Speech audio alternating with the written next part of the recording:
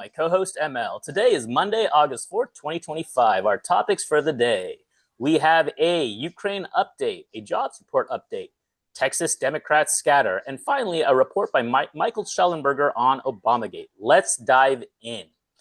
This is from the BBC. Ukraine drone attack causes fire at Sochi oil depot, Russia says. Russia's defense ministry said its air defenses intercepted 93 Ukrainian drones overnight, 60 of which were over the Black Sea region.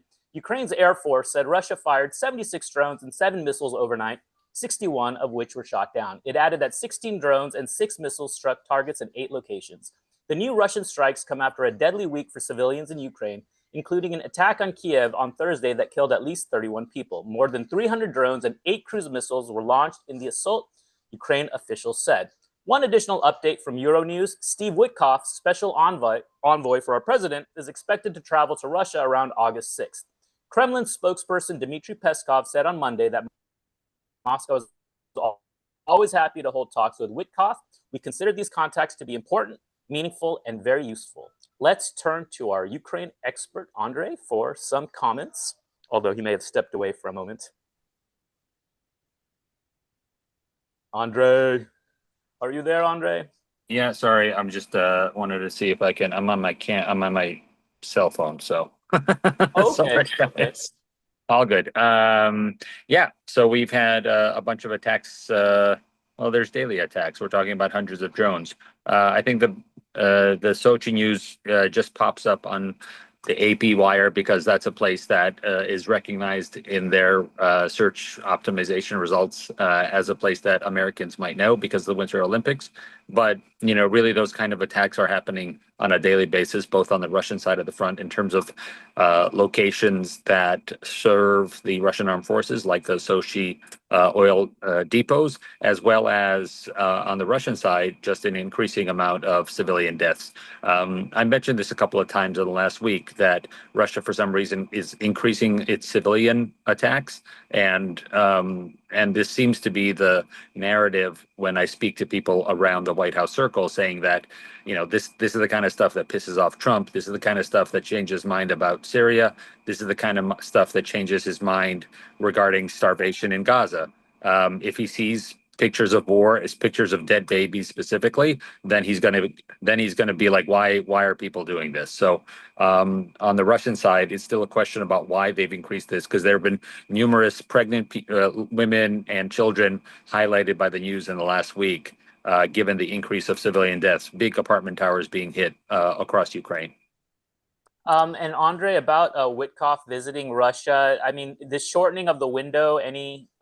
The deadline is, he said 10 to 12 days last month, and that works out to be August 7th, 8th, and 9th. So everybody was splitting the difference and thinking August 8th is the deadline. So Witkoff arriving on the 6th is part of that discussion, but most people feel there's going to be something happening on August 8th or 9th, just in terms of Trump not wanting to be taco and wanting to say that he did something nevertheless that can always be taken back. But as far as what that is, it doesn't really seem to be the full court press, as Kenny and I have been talking for a while. It seems like maybe just a set of sanctions that would be increased to what we did against India last week, but nothing in terms of offensive strike weapons that should be as part of a full court press. We'll give you all of this stuff, and then you'll see what the reaction is from Russia. I have them. Okay, thank you for that, Andre. Claudio? Yeah, I want also to add that another issue that is starting to happening now is that because the Arab states, we can say, are siding with Israel, there is neither more third world states that will support Syria, except a weird Nicaragua that all of a sudden decided that it's okay, the annexation of the 4 provinces of Ukraine from the side of Russia. And it's quite weird because, as we can say, could be seen as a sign that Nicaragua is becoming a totalitarian state again once and for all. And I hope we will not go back to a 80s remake of Sandinistas and guys that come because of UK and use it to reconquest Nicaragua. And another thing that we should add also is that another possibility is that finally in 80th and 90th there could be this famous secondary sanction. And the theory could be that Europe can trace back, but for a reason. We have too many states that are Russia aligned, Serbia, Hungary, all the Balkans. There is also a part of Italy, France that are not so in favor of these. How can I say? In Italian we say brusco spostamento di rotta, so a reckless movement of sides. And especially states like can be France or Spain, for the reason that we mentioned some days before on the show. But I hope it will not happen something like that, because Germany and Italy, UK and the Baltics and the Scandinavia will not be happy of Spain and France doing something like that. It could be the first opportunity for the European Union to say, hey, we'll not be any more Franco-German centric, we will be more Poland German centric, Italo-German centric. It can be an opportunity to finally blast off France and Spain with their own weird European ideologies and orientations. Thank you for that, Claudio. Appreciate that. Okay, any other questions about Ukraine before we move on? Duke, did you have any? Oh, Andre had his hand up again. Yeah, I just wanted to add that Kenny's been talking, and we've been talking on this chat for a while, that about this thing that President Trump talked about, sanctioning the secondary sanctions Claudia was talking about, which is European countries still buying natural gas or oil from Russia. Just last week we were debating, why is France all of a sudden getting on board with this recognizing Palestine thing? I think if France and other countries are interested in working together with the Arab League, which is what this big summit was last Monday, where we finally get Arab League countries condemning Hamas, saying Hamas needs to be disarmed, Hamas cannot be part of a new government going forward. I think if there could be some kind of deal, a lot of these tariff deals that are being made by the United States are including security stuff, and I wouldn't put it past it that the eventual deal that happens in the Middle East, maybe some of this negotiation has to do with getting Europe away from Russia also. If they get the Arab League to condemn Hamas and do that stuff, maybe there might be more oil from the Middle East for Europe. Okay, thank you for that, Andre. That's going to close out our Ukraine topic, and moving on to our next topic, we have a job reports update. Trump calls fired BLS commissioners' job numbers the biggest miscalculations in over 50 years. This from Fox Business. The Bureau of Labor Statistics reported on Friday that 74,000 jobs were added in July, well below the 100,000 estimate of economists polled by the London Stock Exchange Group. The report also revised job growth in May and June downward. May's gains were pared back by 125,000 to just 19,000 jobs created, while the June figures were revised down by 133,000 to just 14,000 jobs added that month. The president claims the head of Bureau of Labor Statistics did the same thing just before the presidential election, when she lifted the number of jobs to an all-time high. Trump said in a post to his Truth Social account Sunday afternoon. I then won the election anyway, and she readjusted the numbers downward, calling it a mistake of almost 1 million jobs. So I told her, you're fired. Okay, I added that last part for comedic effect. What do folks think about these numbers? Does the president have a point? Chancel from Kuala Lumpur. Yeah, I actually, when I saw the numbers and I was trying to, it was just totally, utterly ridiculous. I mean, if that was my chief financial officer doing that revision, I'd fire her in a second. Let me put it this way, okay? Very simple. The March number 2023 to March 2024 was revised in August 2024. The whole revision was 800,000 jobs downwards over a period of 12 months from a total of 2.9 million. Okay, so if I take the 2.1 million as the baseline, you're looking at about almost 38% revision. Are you nuts? How do I manage? How How could I get so wrong? And then if you take the job number in June, it's 14,000 revised from 147,000. That's 10 times wrong. May, 19,000 revised to 144,000. That's 7.6 times wrong. This person should not have a job. If it was my CFO, I'd fire her the next second. And you know what it would mean if my audited numbers, unaudited number goes so far wrong from my audited numbers? The stock exchange is gonna fine the whole board members. I don't get. I mean, let me put it this way. In conclusion, nobody in their right mind should run a statistical department with such horrendous result.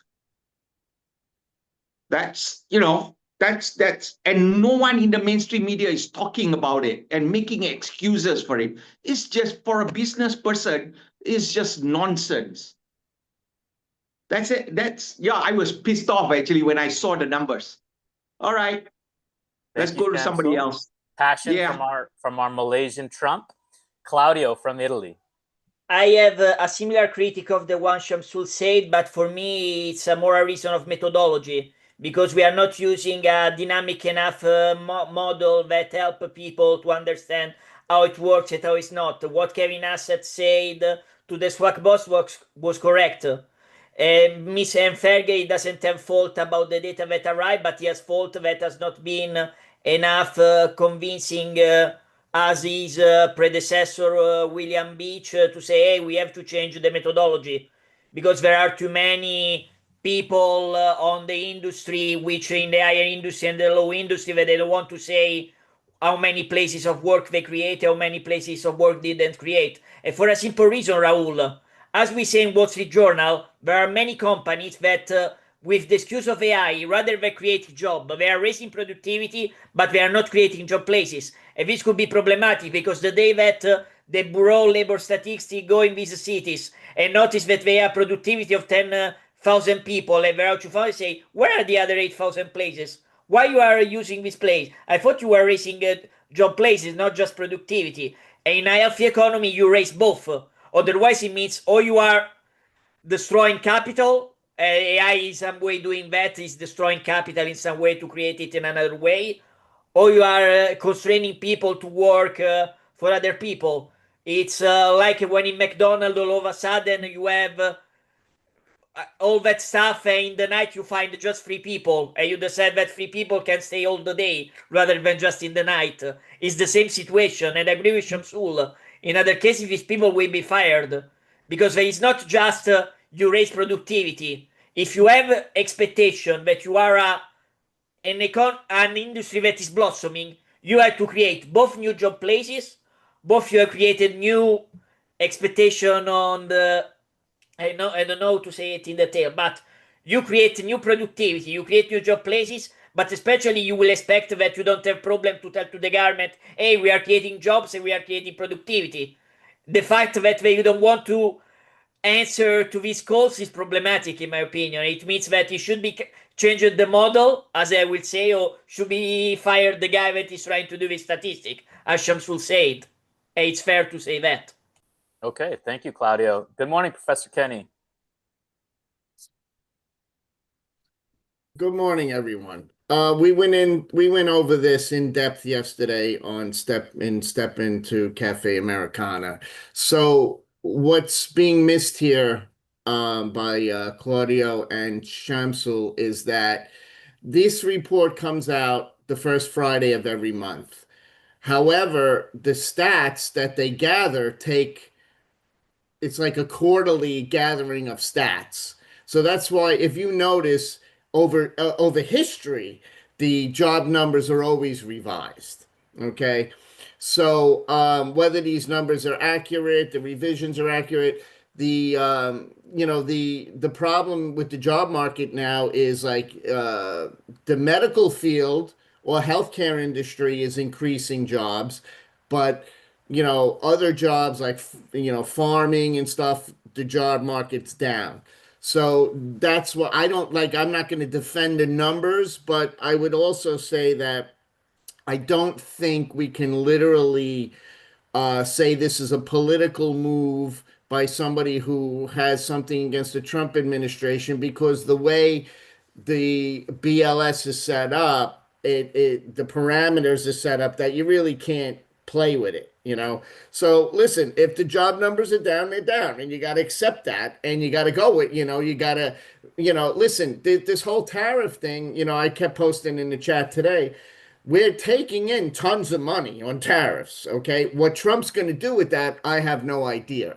I have a feeling he'll do a stimulus to everybody to, help buy off some votes that he'll need, so if we get a $2,000 check, that might help with a certain community of voters that, are back on the fence, that voted for him, but now are back on the fence. Maybe that'll help get them back in his corner. I don't know.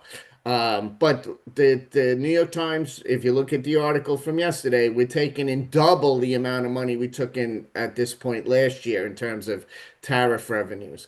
And, with tariffs and stuff, you have to let this play out, because this is the new world order. And in the end, it'll either work or it won't, and then if it doesn't work, then Trump gets voted out, the Republicans get voted out, the Democrats come in, and they go back to, the old way. I don't know. We'll see. But as far as that BLS firing goes, has nothing to do with somebody tainting numbers or anything like that. Those are the numbers, whether you agree with them or not. And, that's the way I look at it. Okay. Thank you, Professor Kenny. Jen? Well, I'm familiar with the things that you're talking about, Professor Kenny, and that, when it initially comes out each month, there's a bit of projection in there through a model. And then, reality comes in as statistics come in, et cetera. My point is, I don't think I noticed this until Biden was president, and not because I was picking on Biden. It's just I happened to be unemployed at the time. So I was looking at this like I'd never looked at it before. The revisions every month were vast. I mean, it wasn't like, 10% or 1%. It was always like, they have this real high projection, and then, 2.5 weeks later or whatever, it's like a 40% difference than the original projection. And that may be reality. It may not be reality. It all depends on how good the reporting is and things like that. But there's something wrong with a model when none of the numbers can be counted on. So if a good deal of business, let's just say to begin with our stock market, but literally people are out there in the real world trying to make decisions about hiring and when to hire and when not to hire and all of this stuff. Numbers that can't be counted on are not helpful. And so there's just something wrong with either the way the numbers are determined, reported, the model. I don't know where the error is, but it's just a ridiculous thing. And of course, every politician is going to tell you the number that was good, not the number that was bad. Does this person need to be fired? I have no idea. But I would say if you are in charge of an agency where the numbers are supposed to be helpful to people making decisions across the country, whether those are in Congress or the president or business people or money managers, if you're in a system where the numbers aren't viable, then you need to speak up and work to make the system viable. That's my point. Thank you. Jen, I'm going to jump in, Raul. I hope you don't mind. I think the simple fix is just have a quarterly jobs report, not the first Friday of every month, because if you're going to have to revise all the time, and because you're waiting for numbers to come in, just do it every 3 months, and that should give you a more accurate number. Well, I agree there. Also, there are too many things where I don't know. I don't know what the legal requirements are on reporting so that they get accurate numbers. I was so shocked when I was taking a data visualization course to find out that our criminal statistics, the reporting to the FBI that all of the statistics are based on, apparently are somewhat voluntary because there are a whole lot of cities that don't ever report to the FBI. So, I hate to say it, but like Chicago and New York City, they are huge, huge numbers of the national scene. And when they're not reporting, you're not getting accurate numbers. So it may be that Congress are the culprits that need to step in and make it a requirement, a legal requirement with some sort of repercussions when people aren't doing accurate reporting. Because it does no good to spend copious amounts of federal dollars annually on determining numbers if none of them are any good. So, okay, thank you for that, Jen, and Professor Kenny. Thank you for that feedback, Shamsul. Yeah, I got. Excuse me. Sorry, Professor. I'm with Jen on this one, and as well, it's very simple. The thing is, if you're gonna come up with numbers that has no sense of reality whatsoever, you might as well not issue out the number. In addition, you might as well close out, just shut down the Bureau of Statistics. Because if you run a casino that way, you're going to go bankrupt. Let me put it another way, all right? I mean, you think about it, right? The March to March number of 23 to 24, that's March to March number, and then revised in August. So it's not like 1 month, a month plus a month plus. They've got almost, at least you've got 6 months runaway. You cannot be off by 800,000, which is actually almost 38% off. If you put in an audited account, you have to, a non-audited account, you're allowed only about 10% variance. So I'm okay with the 10% variance, but anything beyond 15%, I'm like, it's already troubling. It does not, it's something that in essence is complete, utter incompetence or a breakdown of system that you as a head is responsible to ensure it's corrected. If it's not corrected, your head is on the chopping block. That's all I care about.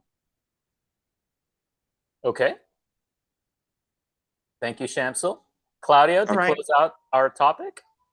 Yeah, regarding also something that Duke have said regarding the payrolls. You know why, Duke, they don't use the payroll? Because otherwise they will have a problem of breach of trust with this company. Despite that these companies can also do a very bad thing that they can, how can I say, low estimate or do a conservative estimate about how many places they create or didn't create, but for a simple reason, to take subsidies or to have fiscal help from the government. In fact, for me, as Shamsul said, I would never ask any more report to people on job companies or others. At this point, for real, let's go in ADP payroll. Let's do a quarterly report, as Jen said or Ken said, after 3 months, and we will say the month after one quarter after another how much it changed. Because it's the same way in which the companies are doing. It's just the government that monthly does this check. In a month for another, everything can change. Of course, you will find something like that if you have the estimates done month by month. I can imagine what will happen if you do that week by week. It will be also worse. You can create a design for the next Russian roller coaster, to be honest, for a park. And to add to that, another problem is that regarding the methodologies, that if we are still using a 20th century statistic model for a 21st century economy, I'm sorry, this is a thing, as Jen said, that the Congress should change. It's not something related with President Trump and Ferger or other people. It should be the Congress to say, hey, we are in the 21st century, let's change the methodology. Otherwise, as Shamsul said, if you don't want to do that, let's close the Bureau of Statistics and let's hope that Brookings, Heritage, other people will do that instead of the government. And the government will say, okay, we accepted that. Let's see which one is true. Okay, thank you for that, Claudio.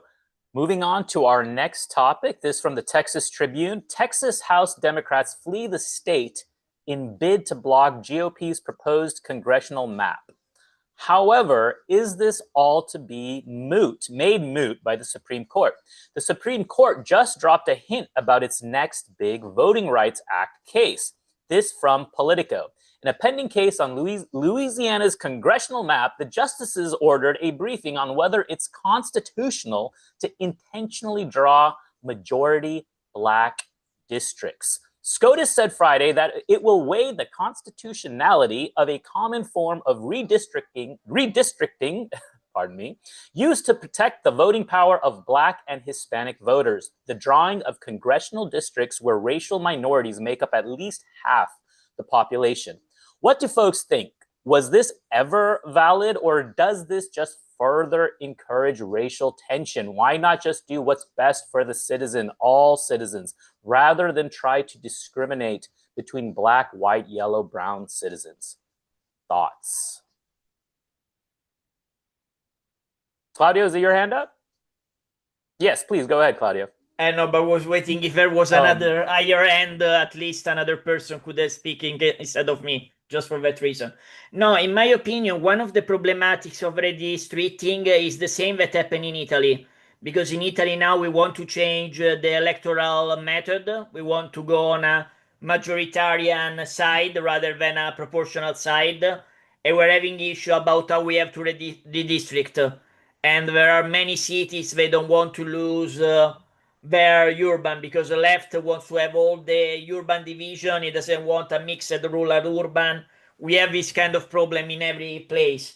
In my opinion, the problem in United States is that it's too much political to think. If I was to do that, I would do a simple thing. To have a commission permanent that does the redistricting with 4 persons from the Republican side, 4 from the Democrat, 1 independent or 1 libertarian, if people want that they decide every 10 years the redistricting on the base of the census. And I'm not perforce in favor of white only, black only district. For me, to be honest, my most important thing is that they are competitive both for Democrats and for Republicans. And maximum, and I say maximum, you can have some lean right, lean left thing, but anything more than that. You don't want to have some districts that are deep red and they have the same opinion of Dixiecrats rather than Republicans. That's at least is my opinion. I would solve in that way. You cannot do that at a national level, but it will create some stability for some time. Thank you, Claudio. Luke? I'm actually kind of going with the Democrats on this one. I think this is actually a bad idea. Just because, the whole point of the district is to kind of give an idea of what the population is as a group. And so, that was one of the big reasons is like, yes, if there is a small area of Blacks that are living in subset areas of the city, I mean, if it's like maybe 30% or 40% Black and like 70% white, there would be such a difficulty to kind of give them a voice, and giving them an opportunity to have one of their own gives it more of a value within their communities. And so I'm actually against it in the fact that I really do think that race is part of the population and part of the community. And that we have seen in like New York City, there are communities of Italians and communities of Chinese and other communities. And so I'm actually hoping that they don't rule that out, because I think that actually is one of the few things that I can agree with the Democrats on. Luke, if I can ask you to expand on that phrase, one of their own, what does that mean or imply to you? Well, I think it's one of those things that's like you want to have somebody that's part of your community, because, for example, like where I lived in Washington State, there was an area of Tacoma that was very highly Cambodian because the Cambodians who left at that time moved to that area. And so, if it was just going to be based on that population, there would never be a Cambodian electorate. And so there would be never a good voice for them. But giving them an opportunity to have a voice and have someone voted in to kind of share their voice gives an opportunity for some better understanding. The problem is unfortunately the Democrats have kind of taken it over, and they've given a lot of these people very not so great ideas. But I mean, it is part of our what we are as a people is we should try to give a lot of these different communities their opportunities to share. I mean, I wouldn't want to have my community to not have a voice just because we are of a small minority comparative to the other group. Okay, all right. I'll just offer this up out there as one example. Representative Ro Khanna, and this was an uncle, right? And in South Asian culture, British, whatever, everyone's auntie, uncle, right? We all folks may know that. So not related, but essentially an elder that's active in Democratic circles. We're talking San Jose, okay? And Representative Ro Khanna gave him all the great spiel about the South Asian community and, again, our community, right? But then when he gets elected, this uncle told me Representative Ro Khanna went right over to CAIR, Council on American Islamic Relations, and basically is just following that line of voting. So another example might be Jasmine Crockett. Forgive me if I'm mispronouncing that name, but does she really represent Crockett? Crockett, thank you for that. Does she really represent the community? So that's something for folks to putting out there. Go ahead. I balk at the assumption that racial homogeny or belonging to a certain racial group requires you to lean one way or another politically. Right. So, I mean, you talk about, having their voice heard. And when it comes down to it, everybody votes as an individual. There's disparities within groups on how people vote. And some are more similar to others. I mean, the African American vote has been historically Democrat since the 1960s to a proportion that no other racial demographic it doesn't even come close when you have 95% of a single demographic voting one way. I mean, you could say that of that group, but among every other group, there's more disparity within one's own group. So you need to define that clearly. Our voice being heard. Well, and what do you do with disparities within one's own group? Yeah, thank you for that. And Wesley, then about the Supreme Court ruling coming up, do you think it's the right thing for the Supreme Court to be looking into? Yeah, I mean, I don't think that race, sex, color, religion is the criteria that we should discriminate upon, right? So, I mean, why are racial concerns being taken into account and not religious concerns, right? What gives race supremacy here? It's just things I'm thinking about. We have to be as non-discriminatory as possible. Yeah, I understand that sentiment, Wesley. And just looking at South Texas when this issue came up, so South Texas, specifically the Rio Grande Valley, it's split up into what they say the Upper Valley, Mid Valley, and then Lower Valley. As you're going from west to east, the Rio Grande, it kind of does that direction. And the districts are crazy. They're like these fingers that extend way north. And I'm like, this would be nuts. If I was a representative of that district, I would have this like 6-hour drive, right? Like some town up here and then some town up here. Yet these two towns don't really have anything in common. It's the Rio Grande Valley that's the region. So why isn't there just one representative for the whole region? But here's where we are today in this system. Luke? Well, you're going to be doing a 6-hour drive anywhere in Texas if you have to go anywhere. So freaking big. No, but my point is like it's just that we want that community. Like I don't want to have the rich people being conflicting with the poor people. I would rather we have all the poor people into one district so that they can give an opportunity to say this is what the poorest people in the area want in their community, and this is what the rich people in their community. And I'm saying it's the same thing with race, and it's the same thing with everything else, is in religion and nationality. It's giving everybody the opportunity to have their voices heard. And that's kind of the problem with a lot of gerrymandering is that, there are ways to play around with the rules to make it so that you can give those people who should have some type of voice no voice. And I feel that uh, that's kind of the tightrope that we have to play with when we talk about redistricting. And I'm hoping in the future we just use AI and then we can just get rid of all these issues. Okay. All right. Thank you for that, Luke. Claudio? I mean, the reason why I said about the commission thing is for the same reason that Luke said about AI, to solve the thing, because if the objective to create the district is competitivity, of course you have the most diverse group possible in South that.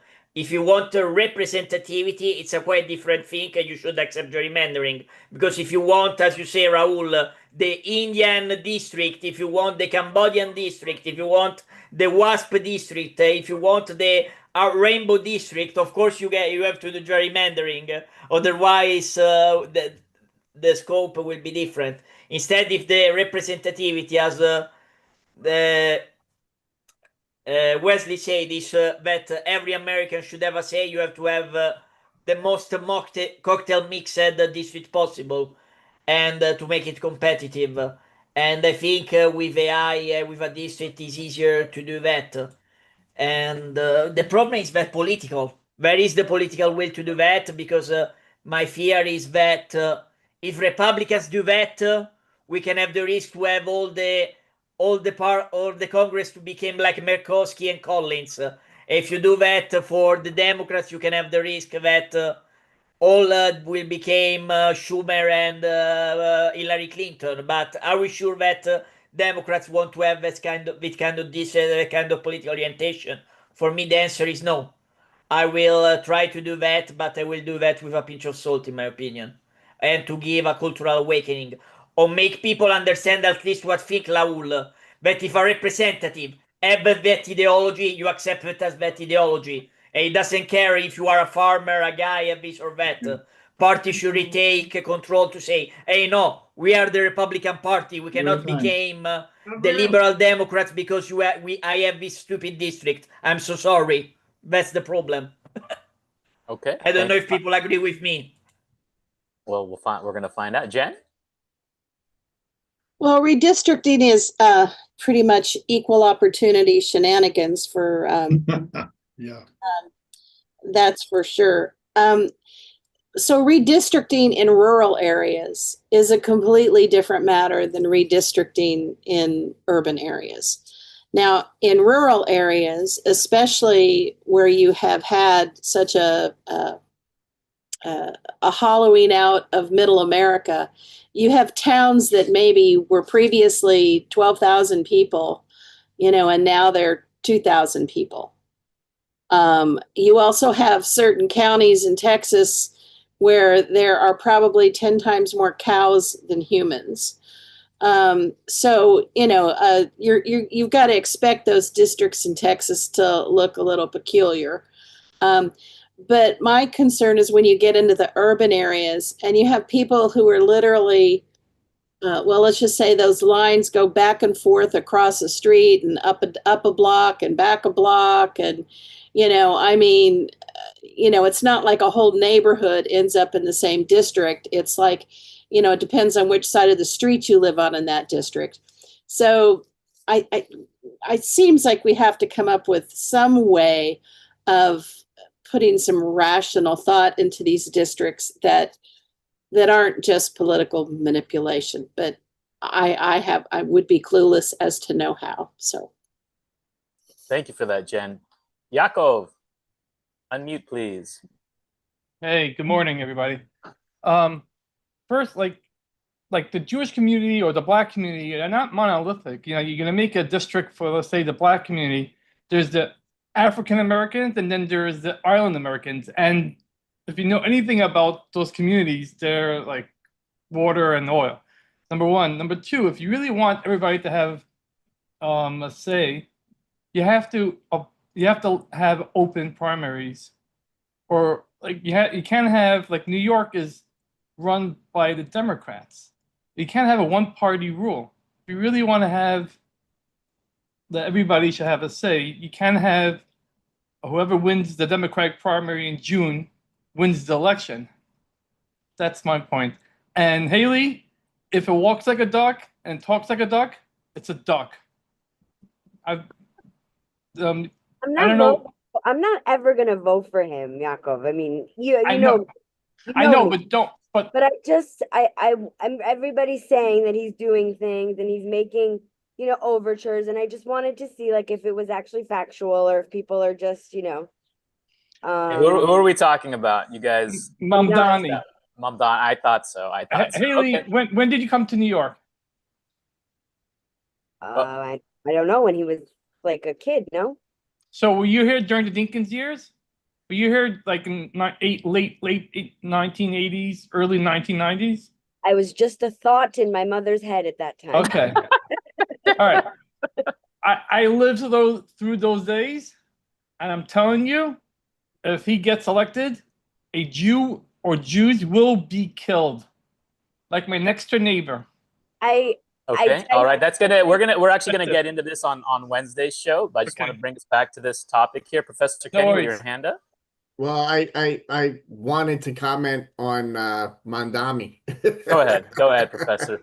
Well, listen, the big thing with Mandami is, now he's backtracking on everything, and that just tells you he's so full of shit, and he shouldn't even, nobody should vote for this guy. He's not authentic. His videos were authentic in the beginning, outside the halal truck and stuff, and that was cute and fun. But when you say defund the police, for 10 years, that's your record, and you're anti-Semitic, which is totally what he is, and then now you're going to backtrack. I'm going to reach out listen, Yakov, I'm a New Yorker like you. I hope Mandami gets elected. I hope he gets elected, because this will be the end of New York City with the Democratic rule, and it'll also really hurt the Democrats nationally. So I hope he gets elected. Okay. All right. Do you really believe that? Can I say something? Well, hold on, Yakov. You really believe that if he's elected, Jews will die? Yes. Absolutely. Okay. Absolutely. I've seen videos of Leslie, it gives shade to those anti-Semites out there to do damage to Jewish people. No, I'm not. I think he's a disaster. Without Mamdani. But okay, whatever. We'll bring it up a different time. But Professor, I agree with you 1,000%. I would rather die a fast death and then get normal politicians in for the next 10, 20 years than have de Blasio, Adams, another guy come in, and New York die the short death by 1,000 cuts. So let's get this over with. Let's get Madani in. Let's do the chemo, and then New York will be back for another 20 years. It's all about cycles. Have a great day, everybody. Okay. All right. That was that. That was the George Costanza, and I'm out. Always trying to leave on the high note. I get that. Okay, folks. Our final topic. Okay, hopefully I can pull off the share screen here.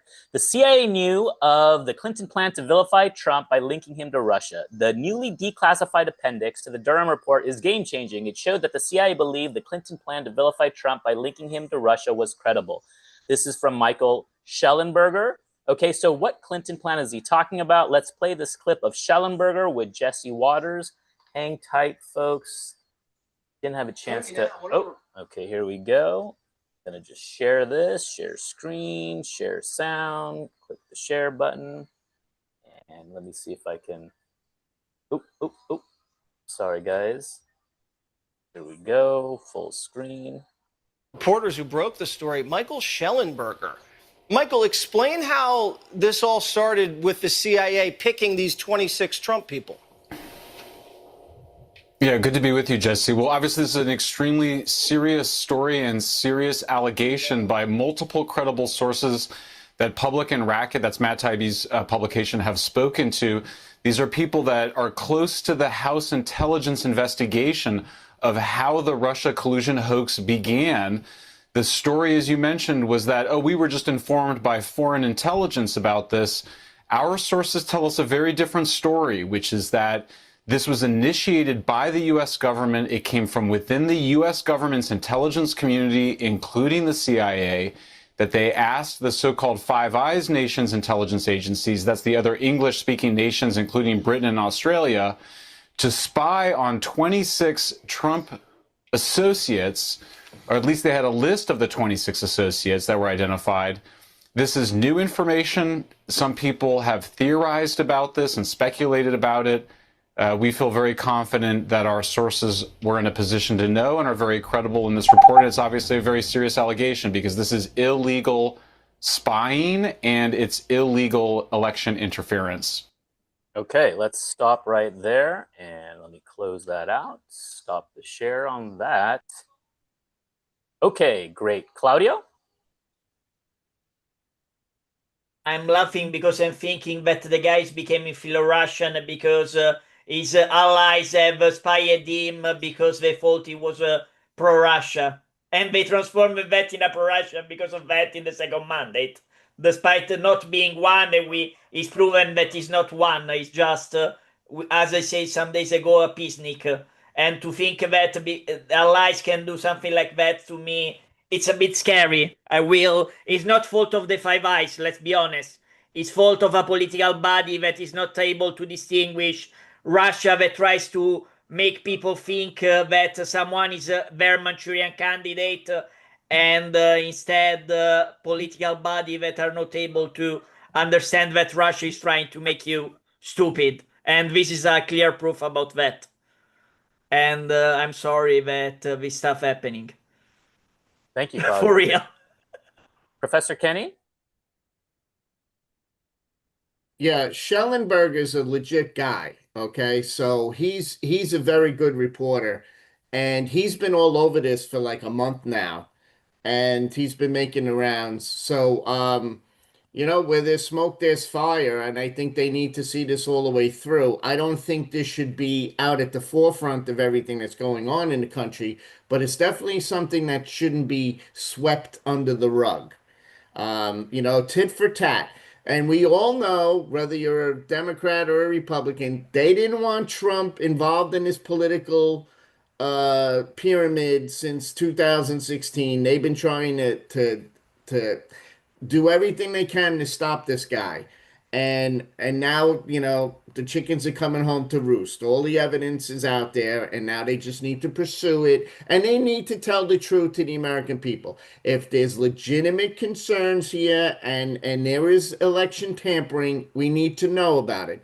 If there's not, we need to know about it. But I trust Shellenberger. He's not a joke. That guy's a legitimate guy. I'd like to see Caputo get involved in it too. If I see Caputo jumping on it too, then we know that there's legitimacy here. Thank you for that, Professor Kenny. And I'm taking notes on this whole saga, right? Trying to understand what's going on. The macro view, okay, the plot, the motive, right? To put our Columbo hats on, right? Columbo was all about motive. What's the motive? The motive for Obama was to entrap Hillary. She runs for 8 years. Obama pulls the strings in the background, okay? And then theoretically, then Michelle Obama would take over. So it would have been Obama, his 8 years, Hillary, her 8 years, and then Michelle Obama, her 8 years. And you would have had 24 years of Obama controlling the show. And who knows what would have happened by then. But now the pendulum, naturally, people find these things out. Pendulum swings the other way. Claudio, did you have your hand up? Yeah, because when you think about the motive, one of the motives that Obama could have done that is because there could have been the possibility that being Clinton of a different wing of the Democrat Party rather than Obama, he could have changed some of that Obama done. let's not forget that Clinton has been the one doing the welfare reform in the 96 of the work, and the one related to, imagine that the not Dream Act, sorry, the Affordable Care Act, all the Obamacare would be swept out by Clinton all of a sudden. Of course, you want to have something that pull the strings on person, but it's something that also to Biden happened, because there was the left-wing part of the party should have been prudent about saying, let's not defund the police, let's not do this, let's not do that. He should have waited that the event went in the way they went for doing what he wants to do. And I think that in general, to me, cares a lot is that when you have allies that do stuff to defend certain candidates respect to another, we should be careful. Because now in Canada, there is this weird thing that people are seeing of Poilievre sustained by the Indian government. They didn't see of Trudeau and Carney helped by Chinese to be elected. And so we always have to be careful about this kind of interference, and which is making the interference to who. In an ideal world, you want that anyone interferes to anyone. In a realistic world, you want that allies don't want that some guy that was anti-Russian became, I served the Soviet Union because you did a bullshit. That's the fake. Thank you, Claudio. Professor Kenny? Yeah, I'll just push back on you a little bit, Raul. I don't think that Obama wanted to have a 24-year reign. I think he just wanted to get his brand going and then skip out, which is what he did. I mean, he got his ACA through. That's his big accomplishment. And then he was basically a lame duck president for 6 years, even though he did get reelected. And he got reelected pretty substantially. You know, Romney looked like a very good candidate, but Obama wiped the electoral math with him, you know, the map with him. So I push back on that. What the problem was with Obama is he jumped the shark. It was supposed to be Hillary and then him later on, but he didn't want to wait. He was all about his brand, and which has been proven because he's done absolutely nothing for the Democratic Party since he's left. He's done nothing. So that whole idea of this thing, and Biden, you can't leave Biden out of it. Biden was going to get in there some way, you know. So I push back on all of that. But the bottom line is, you know, getting back to this whole thing it just looks like the government had a motive to try and keep Trump out of this whole electoral process way back when.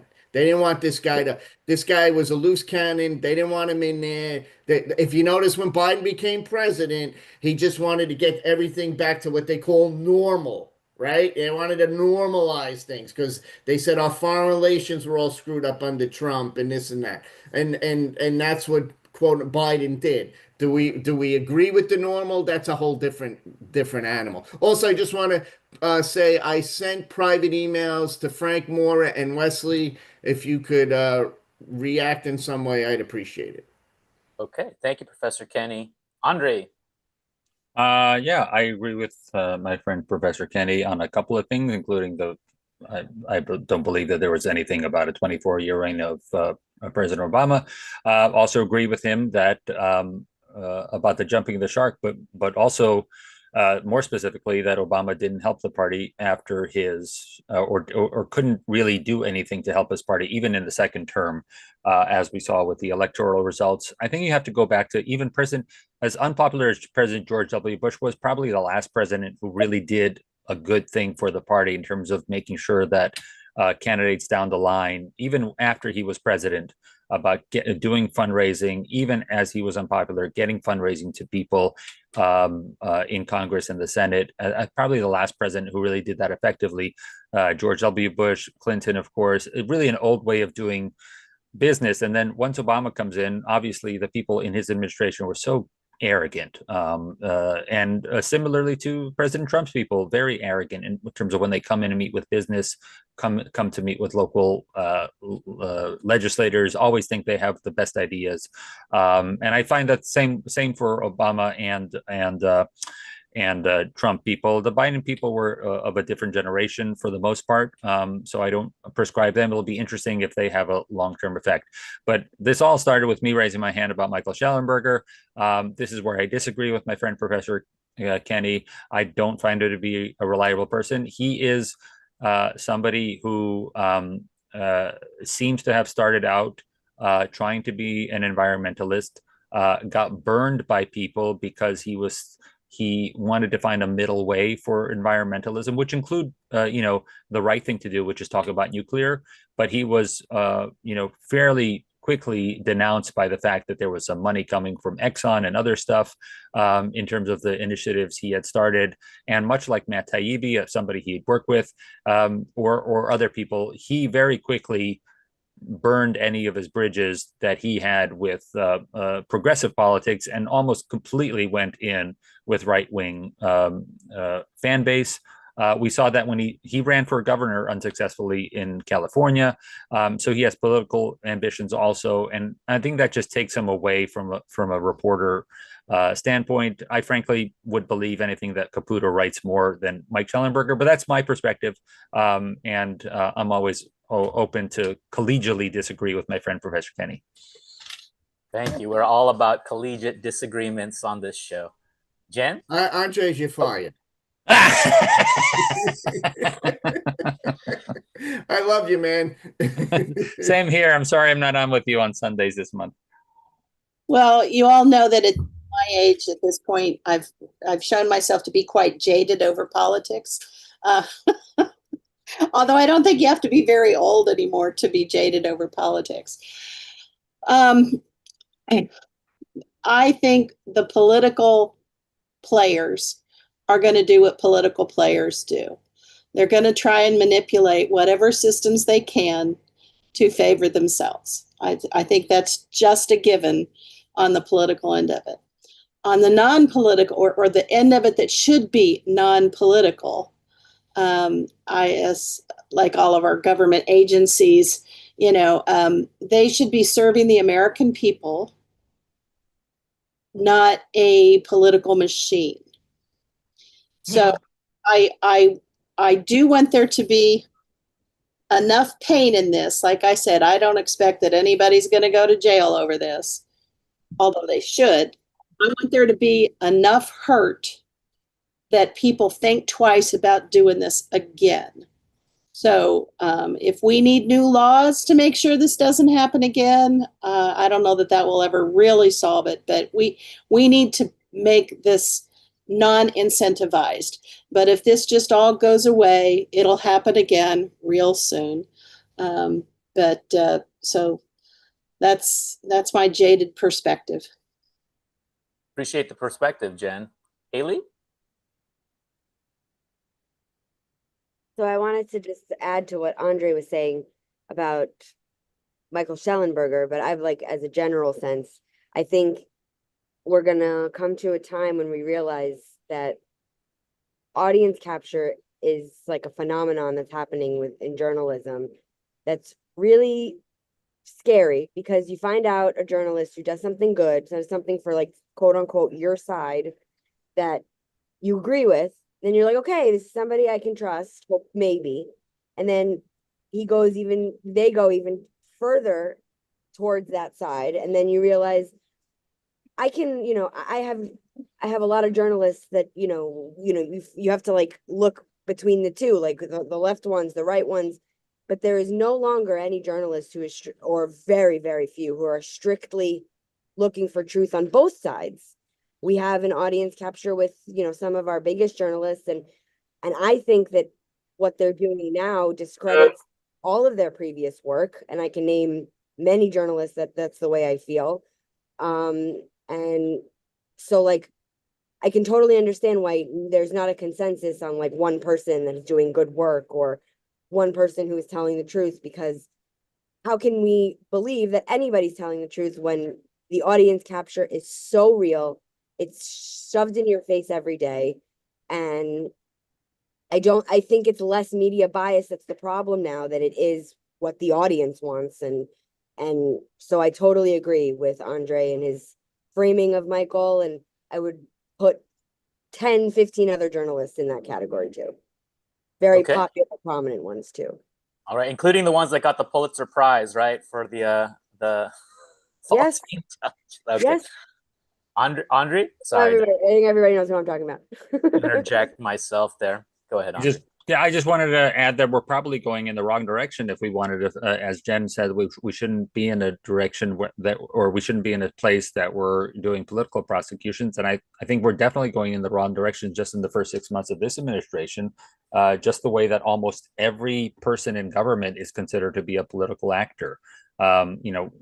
Obviously, this just happened with the head of the BLS, the commissioner for Bureau of Labor and Statistics, and describing that person as a Biden person, or with there was a big article in Political last week about Hegseth not promoting people because they had some relation with the former Joint Chiefs of Staff. Of course, a 4-star general is going to have a relationship with the Joint Chiefs of Staff.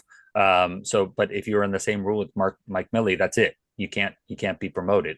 I think both on the military side and there was another article about Jack Smith, the former special prosecutor, being investigated. We need to investigate the investigators now. I think everybody who is working in government now is talking about the fact that they are being investigated, whether it's polygraphs in multiple cabinets, multiple departments of the government, whether it's people just looking over their social media in ways that nobody ever did. You have a right to do whatever you want on social media, but the fact that your supervisor is doing that and said that you can't get a job promotion. Somebody was fired from the DOJ in the last month, whose husband started an app about ICE raids or something, and this person was fired because of her husband's app. Okay, all right. Thank you for that, Andre. Claudio? I have two takes on what said Andre. For me, one of the things regarding the journalism is that it should be a job where words are transformed into action, while instead the politician paradoxically should be a person that should transform action into words, to say, I'm doing this because blah, blah, blah.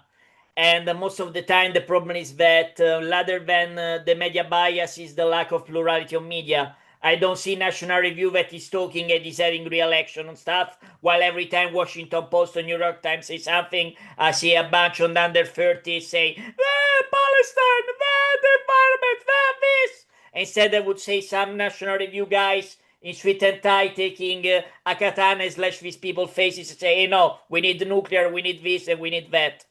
The second take regarding politics in general is that I agree that could be problematic what Henry said, that this cultural vendetta or political prosecution, but at the same time, I have the impression that sometimes you can have people that whether side they are, they can give a problem whether are from left and from the right. It cannot be perforce people related with Obama or other. I will not trust a Comey, I will not trust a Smith, I will not trust this kind of people if they are political opportunists. I'm happy that it's just political prosecution, because it would have been like in Japan revolution after the Meiji Restoration, probably these people will be killed on the night. It will happen like in House of Cards. They say, no, look, he's just been fall down from the metro. Hey, this person is fall on the stairs. Hey, this person has been poisoned from a fish that eat on the Washington Street. I mean, at least he's honest that he wants to get out of these guys. In the period of Nixon, Kennedy, other, this thing would have happened in the Black Curtains. You would know that these people have been ousted out. I appreciate at least the honesty, and I can also stand that. If I will do the same in Italy, what Meloni is not doing, I will behave in the same way. I will explain why. They will call me an authoritarian, I don't care. Liberty as a price that you have to keep order. You cannot keep order without liberty. Otherwise, you will have the hippies of reason having Woodstock again. Is that the reality? Thank you, Claudio. Jen? Well, I actually think it was the left that created the popularity of Schellenberger and Taibbi. So during COVID, the sort of the height of cancellation, and the emergency powers that gave them somewhat illegally, now we know because the courts came down against them, to manipulate the word that was getting out to the American public, and canceling journalists or shadow banning them, things like that. So any word that was contrary to what was being put out by the Biden administration was quashed. And so the few voices that found their way around those things, your Schellenbergers, your Taibis, and there's a few others, they got a bigger audience because of all of that. So I think it was manipulation of the message that created that circumstance. And, sometimes just to balance what's out there as far as the, what do they call it, lawfare that's going on. It doesn't hold a candle to what happened under Biden. It just does not hold a candle to it. So maybe not under Biden, but let's just say under the period where Biden was president, because plenty of it was happening on the state level. So, and I'm not out there for a tit for tat, but we have to kind of get where we can out of the DOJ, those people that were strictly political actors. I am not for replacing them with political actors from the other side. I really just want good lawyers that want to go after actual crime. So, but yeah, there was a big problem, and I hope that we can find somehow to get it corrected. Thank you. Thank you, Jen. Dean? Manipulation is the word. Good morning, everyone. I'll go a little bit further than Jen and say, take them all out and let God sort them out. And what I mean by that is take them all out of the government. I don't necessarily, I think it is the executive's prerogative to be able to do this. I understand that a lot of government is not at will service. I don't like the optics of how this last lady left her post, but it is within the prerogative of the president to do so. I find it very hard to separate out the political from the actual managerial at times, and maybe in the federal government that's even harder to do. What I do like is that action is being taken. What I do like is that even though I'm going to cross the streams here a little bit, I think this is a feature of the system, not necessarily a bug. I didn't care for it when Pelosi named Liz Cheney, and then later I think Adam, I can't remember his last name, the representative, the Republican from Illinois, Kinzinger, yeah, to the actual committee, and some norms were left on the side. That was a norm that was left on the sidewalk, as it were. I think some of my friends on the left would say that a norm when Obama didn't get his Supreme Court nominee while he was a lame duck, I would think that some of my friends on the left would say, well, that was a norm that left. So again, does it make it right that it happens on both sides? No, but to ignore the fact that there is not a large political component to our government and managing the message is important. Frankly ignores what I think has made this person pretty darn the president that we've got right now. I think you've heard the term, I'm getting what I voted for. So I'm enjoying it so far. And again, we'll see how the tariffs go. I'm taking more of a wait and see attitude. I think, but overall, I think that's a good place to end it. Peace, love, and understanding for all. Whoop, whoop. Thank you, Dean. And I wanted to see if I could bring in our friend from Massachusetts, Frank. All right. we don't have much of a sense of quality anymore, or right and wrong. God is dead, thanks Time magazine. And so you would hope that there'd be some sort of, I don't know, ethics, or morality involved in, misusing a government position if you were the head of the CIA or something like this, to take this political request and turn it into what it was. I don't know to what extent they felt like they were doing the right thing. Trump seemed very frightening, a bully that was not under control, and it might have just blown their minds. But anyway, we don't get good news anyway. So, you have this sources then to reporters. The sources have to be protected. You can't really go into the motives of sources. It's all propaganda. I mean, sure, a plane crashes into a neighborhood and they send a reporter with a brownie, and you see it on the news. But why it happens and things like that, it's all unknown. So anyway, my comment is, I don't see how the Justice Department is going to be able to look into this because of statute of limitations problems and the definition of crime problems. But I think the Congress could look into it, whether that's a smart move in terms of the midterm elections and the agenda for the Republicans, which I don't know what it is now. I can't comment on. So anyway, that's my comment. I'm listening, not talking, because I don't know anything, and I'm not sure how much more I know today. But anyway, that's my comment.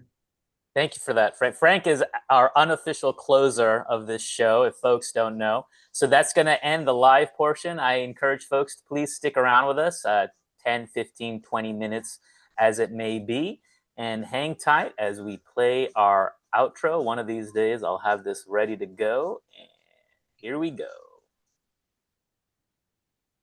Hey, it's Rahul Stunt Double. That's a wrap. Join us tomorrow and kickstart your morning with us. Head over to postmorningshow.com and join us on the Post Morning Show Monday, Wednesday, Friday, 7 to 8 a.m. Pacific, 9 to 10 a.m. Central, 10 to 11 a.m. Eastern. Don't miss out. Join the conversation live at postmorningshow.com. See you there. Set your alarms, grab your coffee, and join the fun.